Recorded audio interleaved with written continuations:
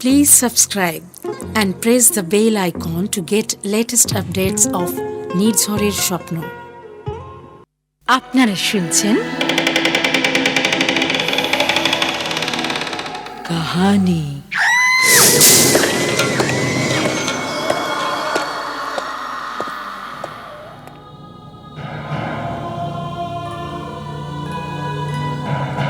নির্ঝরের স্বপ্ন প্রযোজিত আজকের গল্প পাঠের আসরে আজকের গল্প ভূত ভবিষ্যৎ, রচনা হিমাদ্রি কিশোর দাশগুপ্ত।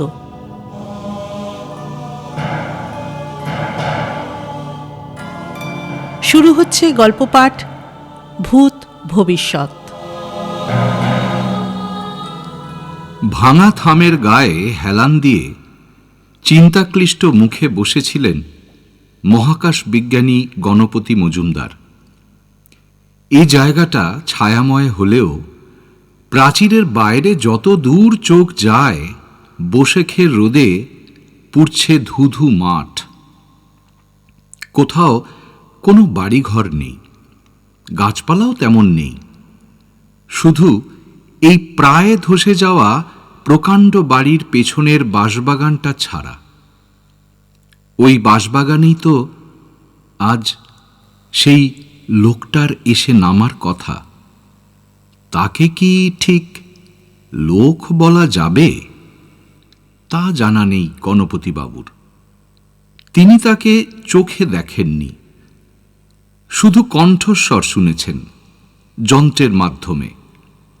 একটু ঋণী ঋণী হলেও সে কণ্ঠস্বর মানুষেরই মতো। 3 মাস আগে প্রথম যেদিন তার সঙ্গে রেডিও মারফত গণপতিবাবুর প্রথম পরিচয় হয়, সেদিন সে বলেছিল, আমাকে আপনি বলতে পারেন ভবিষ্যতের মানুষ। আপনাদের থেকে বিজ্ঞান, প্রযুক্তি ইত্যাদিতে কয়েক হাজার বছর এগিয়ে আছি আমরা। এই যে আমি পৃথিবীর দিকে যাচ্ছি, এই ব্যাপারটা আমাদের কাছে টাইম ট্রাভেল করে অতীতে ফিরে যাওয়ার মতো। সেই প্রথম পরিচয়ের দিন তার কথা শুনে বেশ পুলকিত হয়েছিলেন বিজ্ঞানী গণপতি মজুমদার।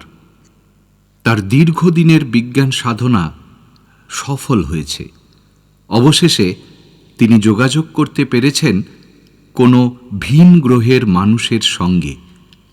কিন্তু সেদিন তিনি ধারণা করতে পারেননি সেই ভবিষ্যতের মানুষের মাথায় অন্য কোনো মতলব আছে।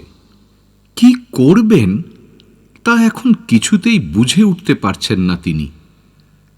তার সঙ্গে যোগাযোগকারী পৃথিবীর প্রথম মানুষ হিসেবে সেদিনই গণপতি তাকে নিমন্ত্রণ জানিয়েছিলেন তার সঙ্গে সাক্ষাতের জন্য।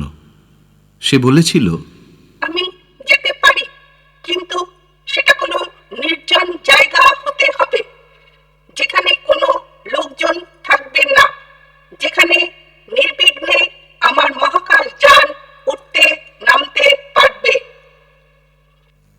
তার কথা শুনে গণপতিবাবুর হঠাৎ মনে পড়ে গেছিল তার বাবা বিজ্ঞানী উমাপতির মুখে শোনা এই বাড়িটার কথা।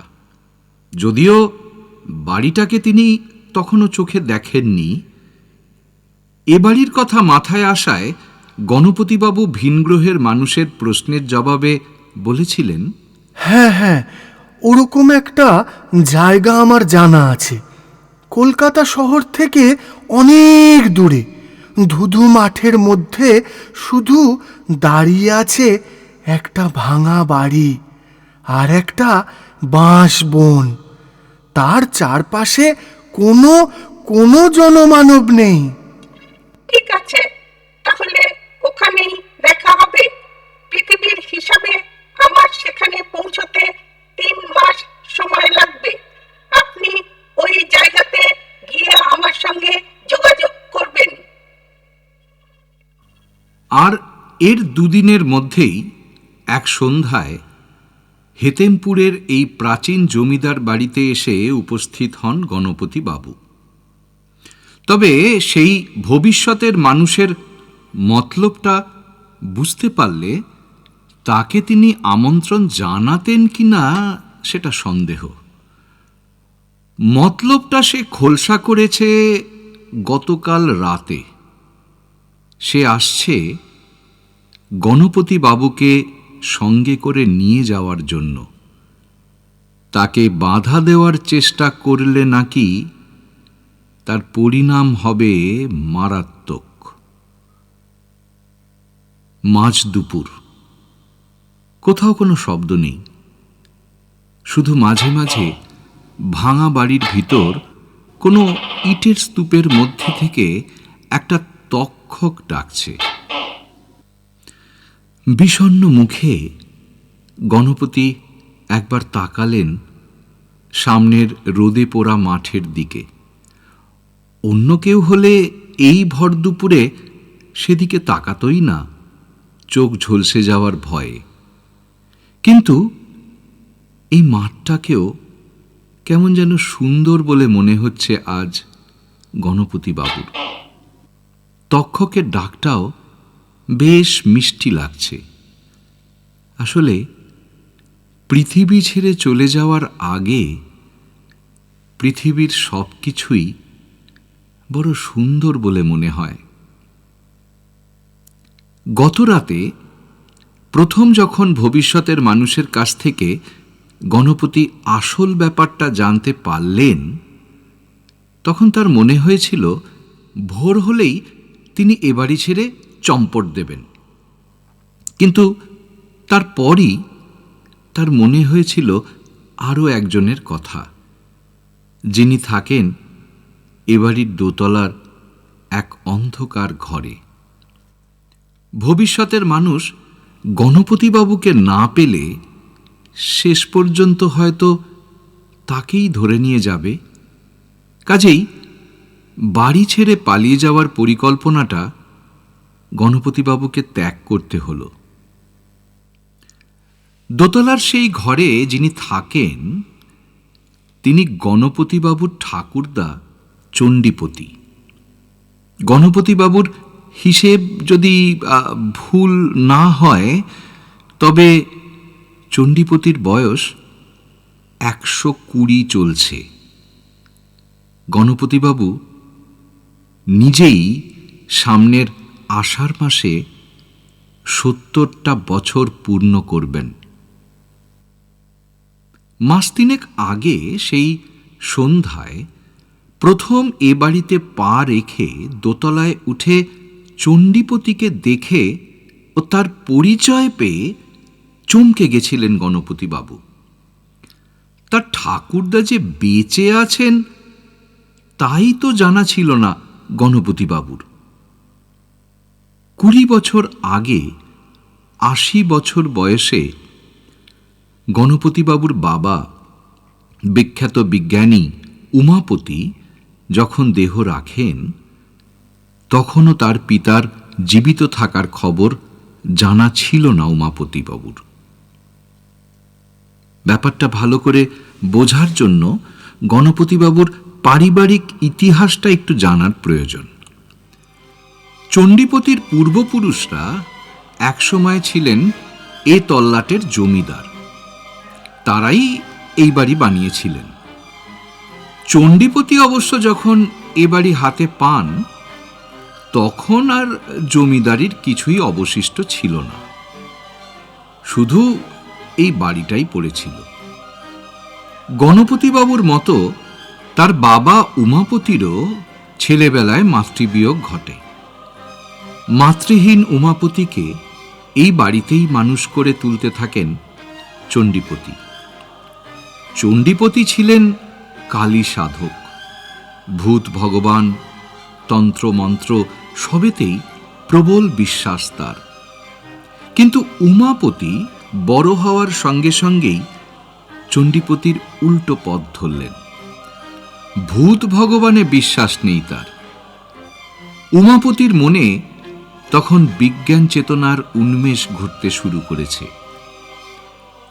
এসব ক্ষেত্রে যা হয়, একসময়ে বাপ বেটার মধ্যে দ্বন্দ্ব শুরু হলো তাদের নিজের নিজের দর্শন নিয়ে।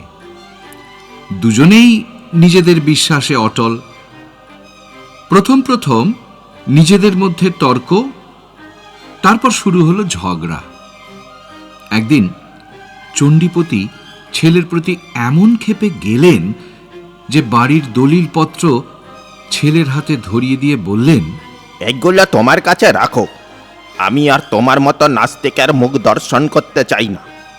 এ বাড়ি ছেড়ে চলে যাও তুমি। আমার মৃত্যুর পর এ বাড়ি যাতে তুমি বা তোমার সন্তানরা পেতে পারো, সেই জন্যই কাগজগুলো আগাম তোমায় দিচ্ছি।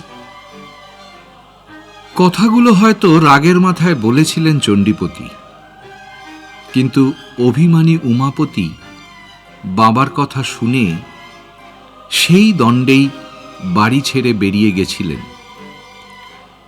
এসব ঘটনা অবশ্য গণপতিবাবুর জন্মের অনেক আগের কথা, কিন্তু পরবর্তীকালে উমাপতি আর চণ্ডীপতির কোনোদিনই দেখা হয়নি। দুজনের কেউ কারোর সঙ্গে যোগাযোগের চেষ্টাও করেননি। উমাপতি কলকাতাতে এসে বিজ্ঞান সাধনা শুরু করেন, বিজ্ঞানী হিসেবে প্রতিষ্ঠিতও হন, বিবাহও করেন। স্ত্রীর মৃত্যুর পর একমাত্র পুত্র গণপতিকে বড় করতে থাকেন। মহাকাশ বিজ্ঞান সম্বন্ধে তাকে শিক্ষা দিতে থাকেন। একদিন গণপতিও হয়ে ওঠেন মহাকাশ বিজ্ঞানী। এখানকার বাড়ির ব্যাপারটা জানতেনই না গণপতিবাবু। মৃত্যুর মাত্র কয়েকদিন আগে উমাপতি ছেলের কাছে ব্যক্ত করেন সব ঘটনা। চণ্ডীপতি প্রসঙ্গে তিনি বলেন, তিনি খোঁজ নিয়ে দেখেছিলেন যে চণ্ডীপতিবাবু আর জীবিত নেই। এই তথ্যটা উমাপতি কোথা থেকে সংগ্রহ করেছিলেন তা জানেন না গণপতিবাবু। তবে তার ঠাকুরদার মৃত্যুর ব্যাপারে গণপতিবাবুর অবিশ্বাস করার কিছুই ছিল না। উমাপতির বয়স ৮০ আর চণ্ডীপতির ১০০ বছর হওয়ার কথা। ১০০ বছর খুব অল্প লোকই বাঁচে, তাই আরো ২০ বছর বাদে এ বাড়িতে এসে চণ্ডীপতিকে দেখে বেশ চমকে গেছিলেন গণপতি। গণপতি আর ঠাকুরদা চণ্ডীপতি ছাড়া এ বাড়িতে আর কোনো মানুষ থাকে না। একই বাড়িতে থাকলেও গণপতি আর চণ্ডীপতির মধ্যে কথাবার্তা, দেখা সাক্ষাৎ নেই বললেই চলে। প্রথম রাতেই চণ্ডীপতি তার নাতি গণপতিকে বলেছিলেন, দেখো বাপু, তুমি যখন এসেই পড়েছ, তখন তো আর তোমাকে চলে যেতে বলতে পারি না। তবে আমাকে বিরক্ত করতে পারবে না। আগে তুমি থাকবে একতলায়, আর আমি যেমন আছি তেমনই থাকবো। আগে আমাকে নিয়ে তোমাকে ভাবতে হবে না। আর আমি না ডাকলে দোতলায় উঠবে না তুমি। ঠিক আছে। বিশেষত দিনের বেলা কখনোই ওপরে উঠবে না। না না। আমি দিনে কিন্তু ঘুমোই। আচ্ছা আচ্ছা। এই সব শর্ত পালন করলে এখানে তবে থাকতে পারো। ঠিক আছে। গণপতি রাজি হয়েছিলেন চণ্ডীপতির শর্তে।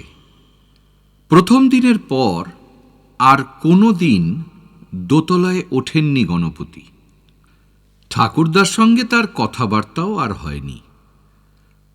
শুধু যেদিন গণপতিবাবু ভবিষ্যতের সেই মানুষটার সঙ্গে সংযোগ স্থাপনের জন্য ছাতার মতো ডিশ অ্যান্টেনাটা চিলেকোঠার ছাদে বসিয়ে এসেছিলেন, সেদিন রাতে চণ্ডীপতি দোতলায় ভাঙা বারান্দা থেকে উঁকি মেরে গণপতিকে জিজ্ঞাসা করেছিলেন, বাড়ির মাথায় ওই ছাতাটা কিসের?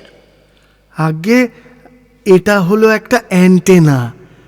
ওর সাহায্যে মহাকাশের সঙ্গে যোগাযোগ করা যায়। ও, তাহলে তুমিও বাপের ধারা পেয়েছ। বিজ্ঞান চর্চা করো। ফু, কথাগুলো বলে এমনভাবে কটমট করে গণপতি বাবুর দিকে তাকিয়েছিলেন যে গণপতি বাবু আর তার সঙ্গে কথা বলতে সাহস পাননি। গণপতি বাবু একতলার যে ঘরে তার যন্ত্রপাতি, রেডিও সিস্টেম ইত্যাদি বসিয়েছেন, সে ঘরে যদিও সারাদিন কাটান, কিন্তু জানলা দিয়ে দিনের বেলা ঠাকুরদাকে কোনোদিনই দেখেননি। ঠাকুরদা দিনের বেলায় ঘর ছেড়ে বেরোন না। অন্ধকার নামলে দোতলার বারান্দা থেকে তার খড়ম পরা পায়ের শব্দ শোনা যায়। এ বাড়িতে ইলেকট্রিসিটি নেই, শুধু গণপতিবাবুর কাজের ঘরের জন্য একটা পোর্টেবল জেনারেটর আছে। খড়মের শব্দ আর দোতলার ভাঙা থামের আড়ালে ছায়ার নড়াচড়া জানান দেয় যে ঠাকুরদার উপস্থিতি আছে। একদিন শুধু পূর্ণিমার রাতে ঠাকুরদাকে ওপর থেকে নেমে বাড়ির পিছনে বাঁশবাগানের দিকে যেতে দেখেছিলেন গণপতি। বাড়িতে বসে সমস্যাটা নিয়ে ভাবতে ভাবতে গণপতিবাবুর হঠাৎ মাথায় এলো, আচ্ছা, ভবিষ্যতের মানুষের ব্যাপারটা নিয়ে ঠাকুরদার সঙ্গে আলোচনা করলে হয় না? তিনি প্রাচীন মানুষ, হয়তো কোনো সমাধানের পথ বাতলাতে পারবেন। আর তিনি যদি এ বাড়ি ছেড়ে যেতে রাজি হন, তাহলে তো বেলা থাকতেই এ তল্লাট থেকে দুজন সরে পড়া যাবে। গাড়ি তো আছেই, ভবিষ্যতের মানুষ আর কাউকে খুঁজে পাবে না। ঠিক এই সময় দূরের এক ছায়াপথে মহাকাশযান থেকে অচেনা এক গ্রহে সংবাদ পাঠাচ্ছিল তার চালক। হ্যালো, আলফা লাইন স্পেসশিপ থেকে বলছি। কন্ট্রোল রুম, শুনতে পাচ্ছ? হ্যাঁ হ্যাঁ, পাচ্ছি। হ্যালো।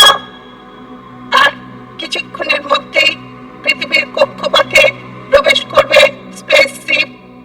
সব ঠিক আছে, চিন্তার কিছু নেই। কিন্তু মানুষটাকে যেভাবেই হোক আনা চাই, জ্যান্ত অথবা মৃত।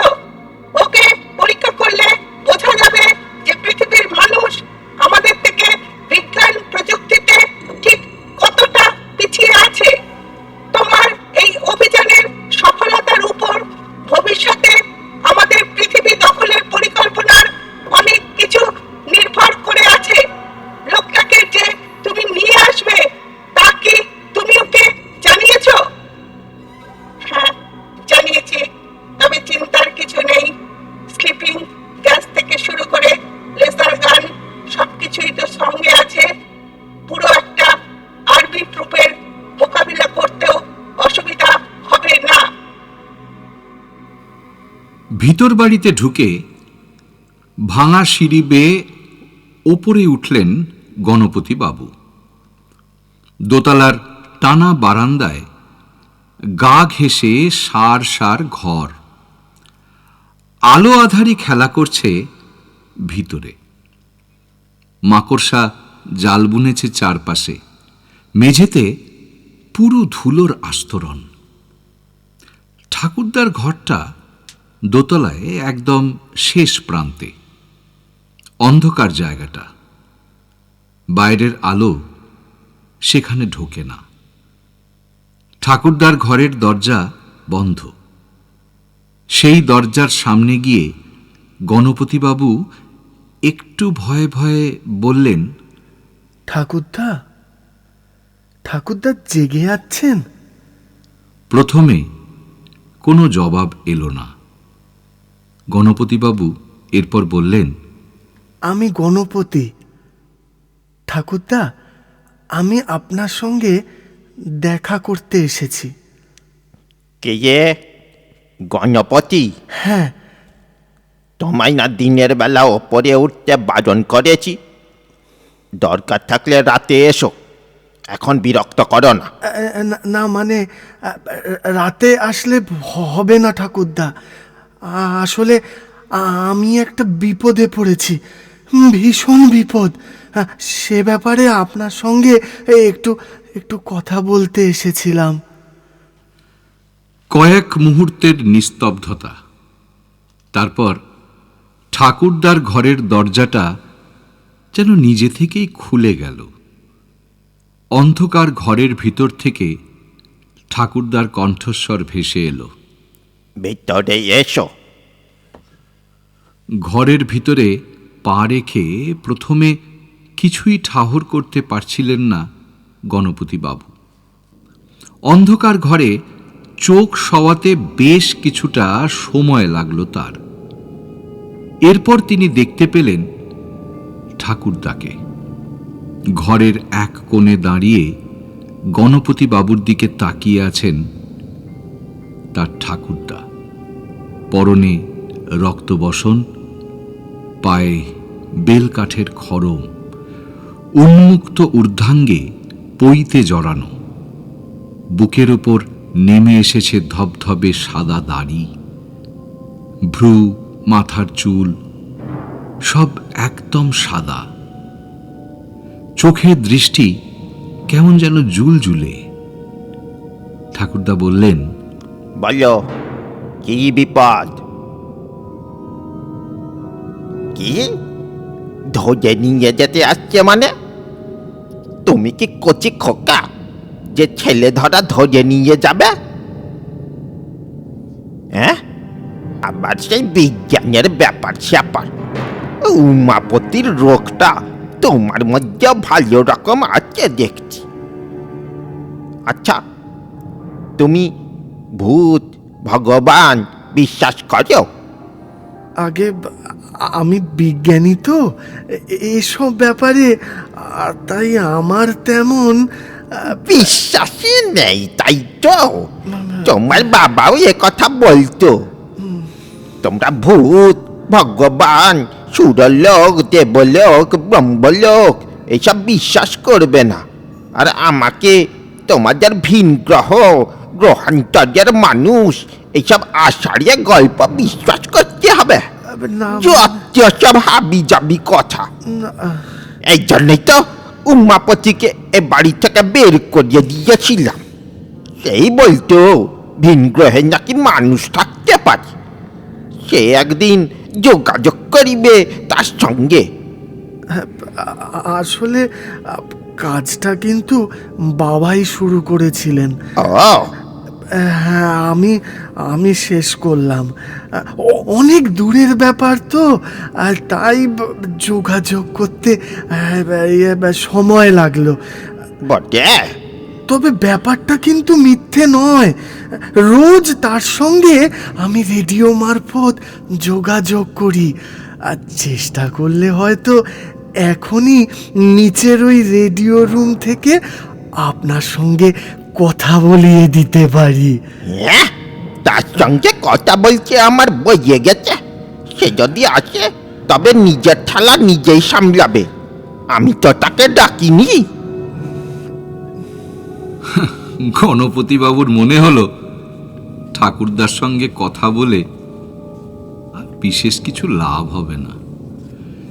তিনি এবার একটু অভিমানের সুরে বললেন, ঠিক আছে, আমি যখন তাকে ডেকে এনেছি তখন আমার যা হবার তাই হবে। আমি তো পালিয়ে যেতেই পারি, নেহাত আপনাকে ফেলে দিতে পারছি না। তাই আমাকে না পেয়ে শেষ পর্যন্ত যদি ওরা আপনাকে ধরে। কথাটা বলে ঘর ছেড়ে বেরিয়ে আসতে যাচ্ছিলেন গণপতিবাবু। হঠাৎ চণ্ডীপতি বললেন, কোথায় যাচ্ছ? দাঁড়াও। গণপতিবাবু থমকে দাঁড়ালেন। তার দিকে চেয়ে মিঠি মিঠি হাসছেন চণ্ডীপতি। তারপর তিনি বললেন, তুমি যখন এ বংশে শিবরাত্রি চলতে, তখন তোমার ব্যাপারটা নিয়ে আমাকেই ভাবতে হবে। তা সেই লোকটার ব্যাপারে তুমি কি কি জানো? সে দেখতে কেমন? তার চালচলন কেমন? তাকে আমি চোখে দেখিনি, গলাটা তো মানুষেরই মতো।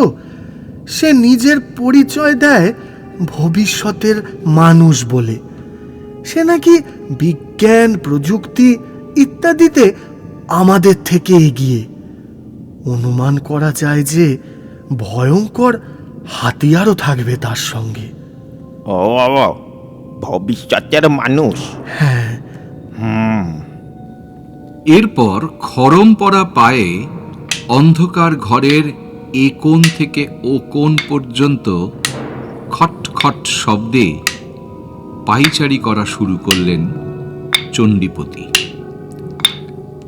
গণপতিবাবু চুপচাপ দাঁড়িয়ে রইলেন।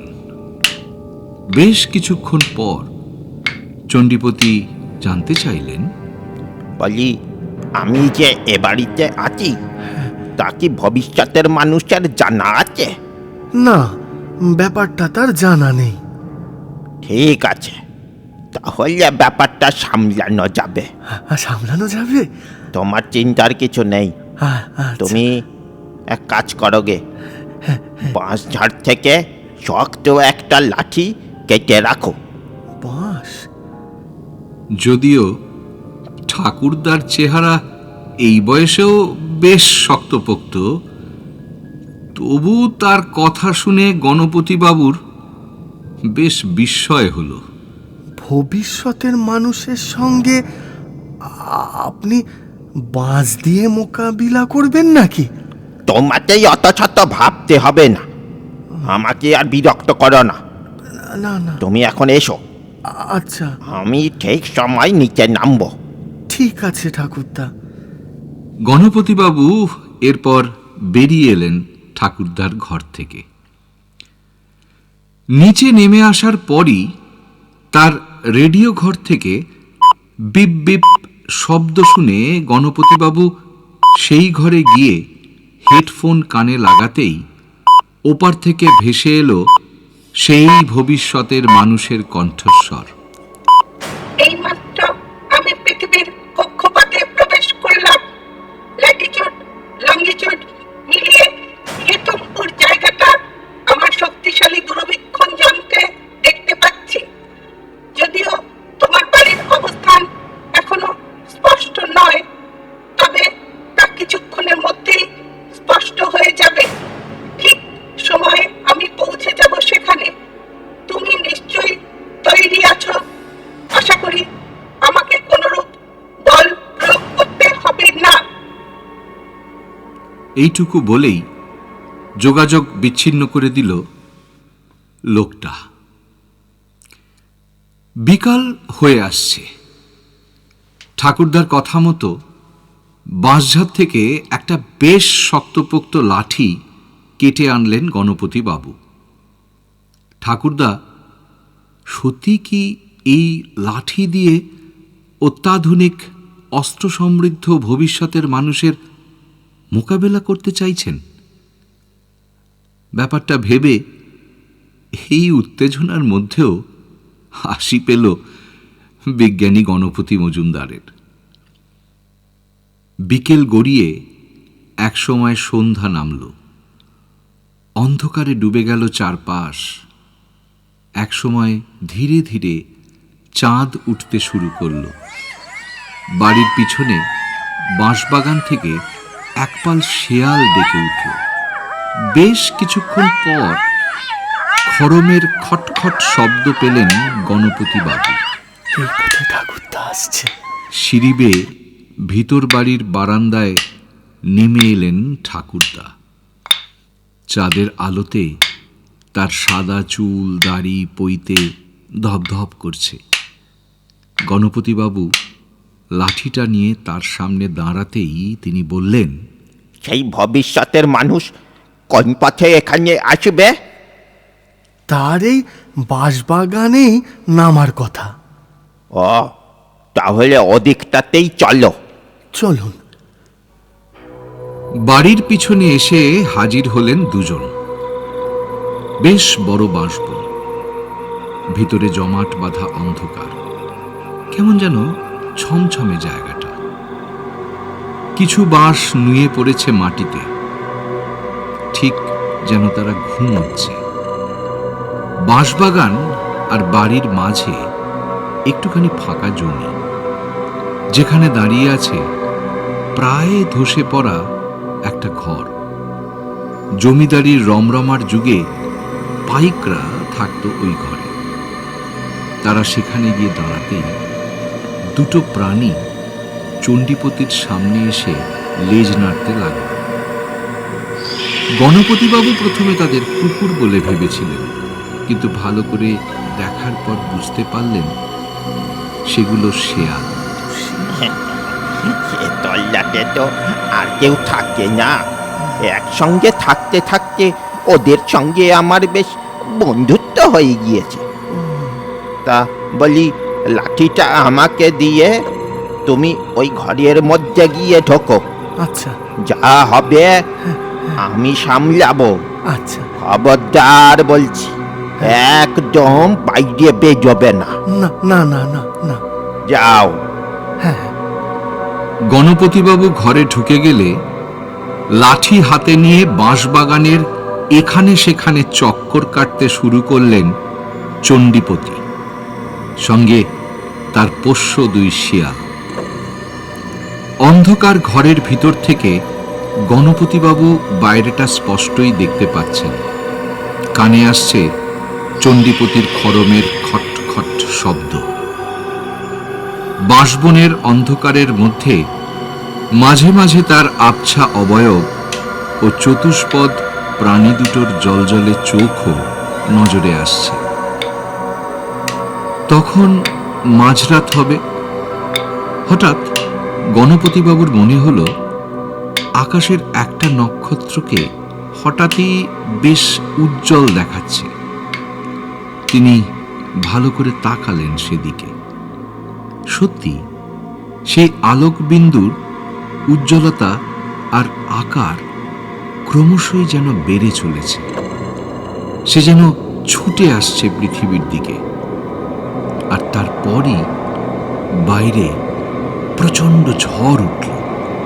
প্রলয় নাচন শুরু হলো বাঁশবনে। থরথর করে কেঁপে উঠল মাটি। গণপতিবাবু বুঝতে পারলেন সে এসে গেছে। এসেছে এসেছে। গণপতিবাবু দেখলেন বাইরেটা একটা অদ্ভুত নীল আলোতে ভরে উঠেছে। বাঁশবাগানের অর্ধেক প্রায় নিশ্চিহ্ন হয়ে গেছে, আর সেই ফাঁকা জায়গাতে উল্টোনো পেয়ালার পিরিচের মতো দেখতে বিশাল আকৃতির এক ধাতব যান, ফ্লাইং সসা। তার থেকে বিচ্ছুরিত হচ্ছে নীলাভ আলো। তাতেই উদ্ভাসিত হচ্ছে চারপাশ।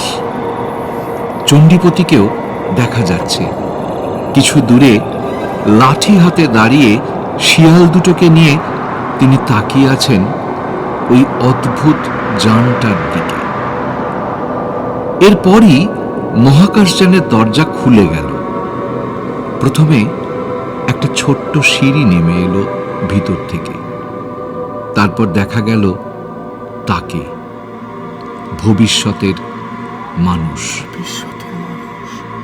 গণপতিবাবু যতদূর তাকে দেখলেন তাতে আগন্তুকের অবয়ব মানুষেরই মতো, যদিও সে একটু খর্বকায়। উচ্চতা আনুমানিক ফুট 4 হবে। পরনে ধাতব স্পেস স্যুট। তার মুখ বোঝা যাচ্ছে না। বিরাট হেলমেটে ঢাকা একটা মুখ। কোমরবন্ধে একটা ইলেকট্রনিক প্যানেল, নানা রঙের বিন্দু বিন্দু আলো জ্বলছে তাতে। বন্দুকের মতো কয়েকটা জিনিসপত্র ঝুলছে কোমরবন্ধ থেকে। সম্ভবত সেগুলো কোনো ধরনের অস্ত্র। ভবিষ্যতের মানুষ হেলে দুলে নেমে এলো তার মহাকাশ যান থেকে। তারপর সোজা গিয়ে দাঁড়ালো চণ্ডীপতির মুখোমুখি। দুজনের মধ্যে এরপর কথা শুরু হলো। কি কথা হচ্ছে অন্ধকার ঘরের মধ্যে থেকে শুনতে পাচ্ছেন না গণপতি। তবে চণ্ডীপতির হাত নাড়া দেখে মনে হলো তিনি যেন ফিরে যেতে বলছেন ভবিষ্যতের মানুষকে। আর এরপরই দেখা গেল মহাকাশের মানুষ তার ধাতব হাত দুটো দিয়ে জাপটে ধরলেন চণ্ডীপতিকে। কিন্তু কি কৌশলে যেন চণ্ডীপতি এড়িয়ে গেলেন সেই ফাঁদ। ভবিষ্যতের মানুষের ধাতব হাত দুটো পরস্পরের সঙ্গে ঠোকাঠুকিতে ঠং করে একটা শব্দ হলো। বার কয়েক এরকম নিষ্ফল চেষ্টা করল ওই ভিনগ্রহী, কিন্তু প্রতিবারই সেই ধাতব বন্ধন থেকে পিছলে গেলেন চণ্ডীপতি।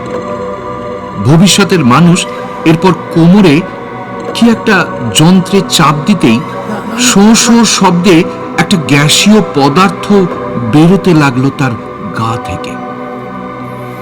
মুহূর্তের মধ্যে একটা গ্যাসীয় বলয় তৈরি হলো তার চারপাশে, যার মধ্যে চণ্ডীপতিও ঢাকা পড়লেন। কোথায় গেল ঠাকুরদা? কোথায় গেলেন? কিছুক্ষণের মধ্যেই অবশ্য সেই গ্যাসীয় আবরণ সরে গেল। গণপতিবাবু আবার দেখতে পেলেন দুজনকে মুখোমুখি দাঁড়িয়ে তারা। শুধু শেয়াল দুটোকে আর দেখতে পেলেন না।